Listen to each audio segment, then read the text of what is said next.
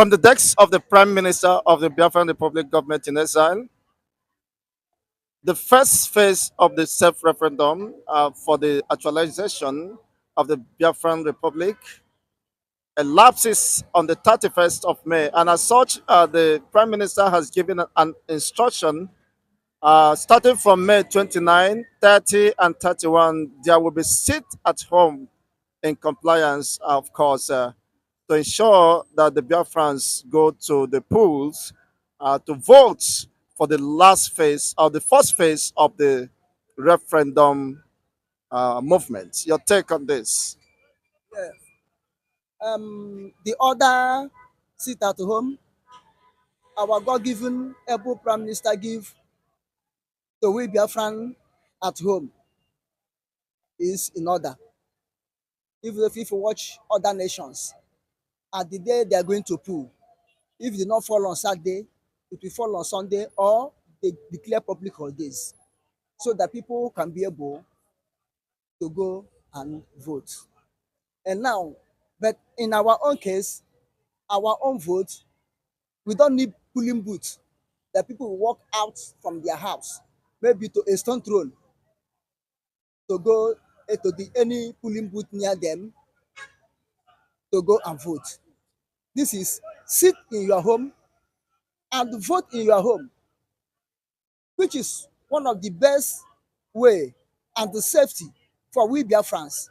Because if you say let us come and queue on the line physically, on the line having a polling bus where we vote yes or no, whether for Biafra or not for Biafra. All these machineries they're hiring may come there and open fire. So the best thing is that to sit at home and stay in your house with the code.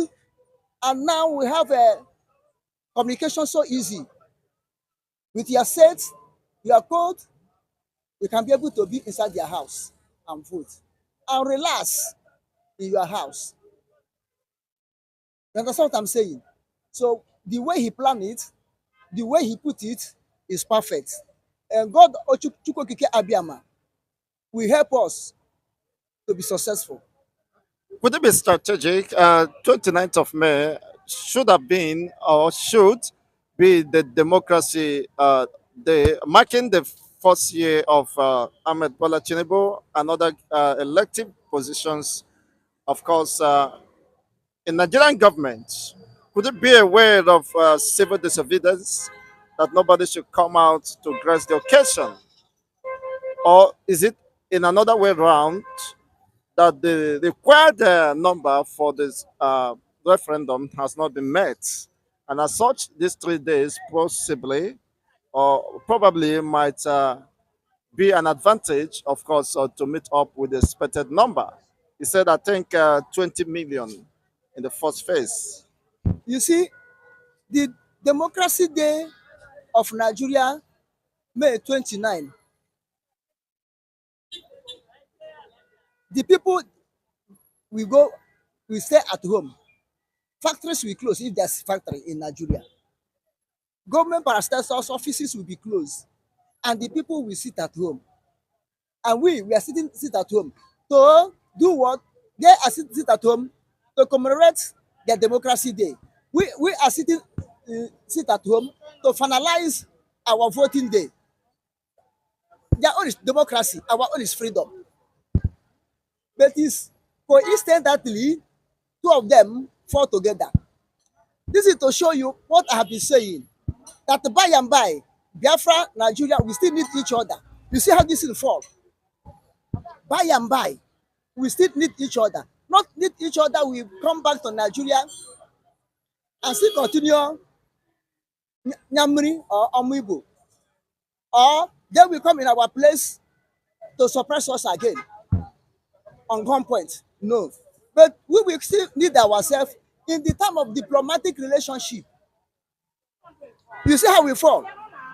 Biafra sit at home to vote May 29. Their own holidays, they still sit at home. The same thing sit at home, holidays.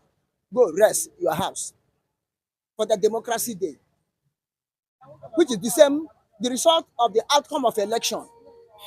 as we are doing our election today. You see how the thing marry each other. But it's unfortunate Nigeria did not understand. But extending this sit at home, extending this sit at home for 3 days, don't you think it will have some economic adverse impact on the supposed Biafrans who are fighting freedom, but economically will be hampered? Some depends on daily, of course, daily hustle, of course, to keep body, soul, and spirits together. It doesn't have any impact on us. The only different day is 29. 30 normally Biafran Independent Day, Declaration of Biafra. 30 every May. We observe it. We sit at home to observe it. Now, I think 31st will fall on Sunday, which is normal days. So the only different days there is only 29. Just like only 1 week in a week, 1 day in a week on Monday sit at home.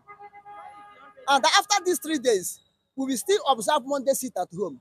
Now, if it has any impact economically on us and we are complaining, then where is the price paying for freedom? Where is the price paying for our liberation? Where is the price paying for restoration of Biafra? So I don't think that there's any price we will pay that will be too much on us for us to have our own nation, restoration of Biafra, to preserve our future generation, to preserve our culture, to preserve our language, to preserve our character, to preserve our identity. There's no much price we pay that is too much. Okay, if we can lose our life, is it money that we cannot overlook?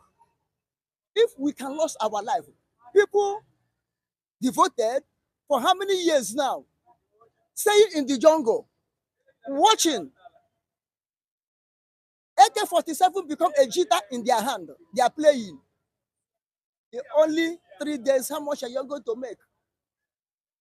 What of our brother's shop that burned in Idumota? What of our brother's building pulled down in Lagos here? Is it not loss of economy? Is it not? How much them now? And that one, as they lost it, nobody will put them in remembrance. Nobody will tell them sorry.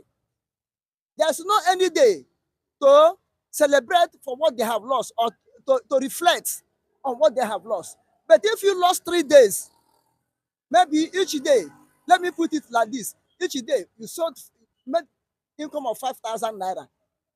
In these 3 days, you made 15,000 or 30,000 loss. Price you pay for the sake of your beloved nation and future generation, Biafra. It's not much. It's not much. Okay, what of if you did not pay this price and you did not vote for Biafran restoration and you were there fighting for your business, thinking of your economy, and the vendors came in and defend you, you die. Will you be in grave and count your losses? And be making money. And be lost circumstances of making money. Will you be in grave and loss and count it? So, and the way I see Biafrans, the zeal we have, the grace of God in us, the love we have for our nation and our future generation, I think these 3 days is nothing to we Biafrans. It's nothing. We count it as how will I put it? In short, it's nothing to us. Compare what we expect to get in future. Compare the peace and safety we are expecting. This thing is nothing. After all, salvation of human beings, Jesus has paid the price with his own blood, with his own life. Jesus has paid the price of salvation of human being. But this is, you're only counting other material things. Paper. What is money? Paper. I think we did not lose anything. Rather, it's a profit to us. It's a very big profit to Biafrans to sit at home to make sure that we have what we are looking for. It's a very good profit, and it's a very good, it's a joy and happiness unto Biafrans. Thank you so much, Mazio Condem.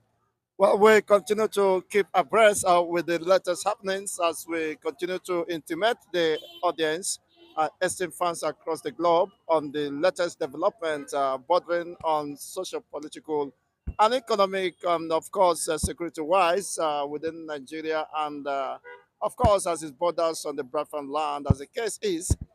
Don't forget to hit the like button, subscribe to this channel, where you receive the unbiased reportage of events and the impulse of the masses felt without being censored. Thank you once again, Oko Condem, from being part of this great moment here in Core Web TV in today's political rumbles. Your parting words. Thank you, my host. My parting words is this: Biafra should not count the loss for their freedom, but they should count the gain for their freedom. No matter what we lost there, is more than is no matter what we lost here is lesser than what we get after we get our freedom. If Chukwuemeka General Chukwuemeka Odibogwochukwu of People's Army of Nigeria, of People's Army of Biafra, if he start counting the loss or looking the gain he will lose or whatever, he could not have lead us for the first war that made us to be what we are now today, Biafrans. Because he have every access in Nigeria. His father was the richest black African man, millionaire. His father up to now have blocks of gold in foreign accounts. And he was the signatory to all those things. But he count them loss for to what? To gain Biafra for his Biafrans and for our future generation. Wow, that is a great surprise, honestly. So we should emulate him, his braveness and courages. Nnamdi Kanu is there, languishing, paying the price, lost his father, lost his mother, even lost a dog he has. Friends betray him. Then what type of loss or we are going to count when Nnamdi Kanu is there? And he did not count a loss. All his business abroad, he forgot them and still fighting for Biafra. So Biafrans will take courage from Nnamdi Kanu, take courage from our once able leader, General Chukwuemeka Odibogwochukwu of People's Army of Republic of Biafra. We should borrow from them and stand firmly and pay whatever price we have to pay to gain our freedom and to preserve our generation. That's my parting word to we Biafrans. We should not look at material things or look at those propagandas, those efulefu, betrayers, saboteurs in Igbo land that will come and say, do you know what you are losing? Do you know what you are losing? We are not losing anything, but we are gaining. May God help us in Jesus' name. I am Mr. Okpara, the new Oko Condem. In this Second Republic of Biafra, lead by Mazin Nnamdi Kanu and his IPOB government of Biafra. Long live Republic of Biafra. Long live Mazin Nnamdi Kanu. Long live Simon Ekpa. And the Finland people, Finland government that accommodate him and the other true Biafrans. May God bless Finland government and the Finland land in Jesus' name. Long live Putin and Russia. Putin and Russia win the war against Ukraine. No matter how they ally against you, God will help you to win the war in Jesus' name.